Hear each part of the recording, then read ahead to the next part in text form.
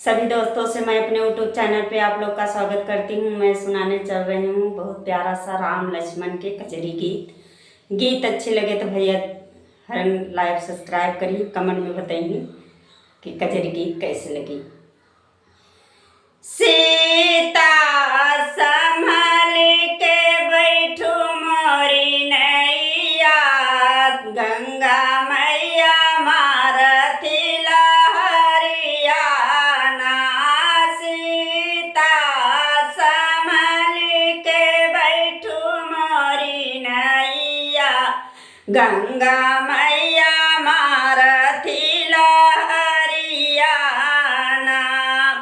राम के भीजई सिर के मुठुकवा, राम के भीग सिर के मुठुकवा, लक्ष्मण धैती धनुइया ना।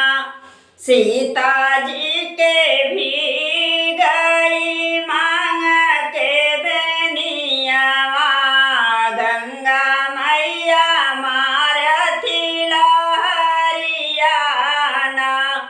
सीता मैया भी गई मांग के बेनियावा, गंगा मैया मारती लहरिया ना।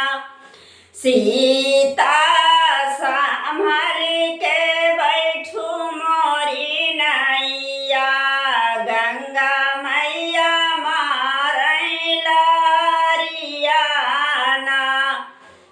राम के भी गई पीतम पियरिया, राम जी के भी पीतम पियरिया, लक्ष्मण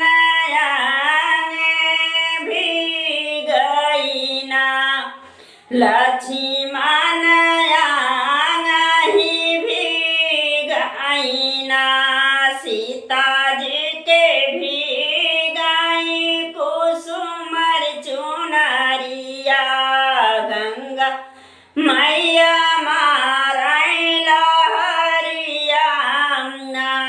सीता जी के भी गथिनी कुसुमर चुनरी, गंगा मैया मारती लहरिया ना। सीता संभाल के बैठू मोरी नैया, गंगा मैया मारई लहरिया ना। राम के भी गई हो पैर खराऊं, राम के भी पैर खराऊं, लक्ष्मण गोड़ पनहिया ना। सीता माँ के भी गई पैर के बिछुआ, गंगा मैया मारई लहरिया ना। सीता के भी गई हो पैर के बिछुआ, गंगा मैया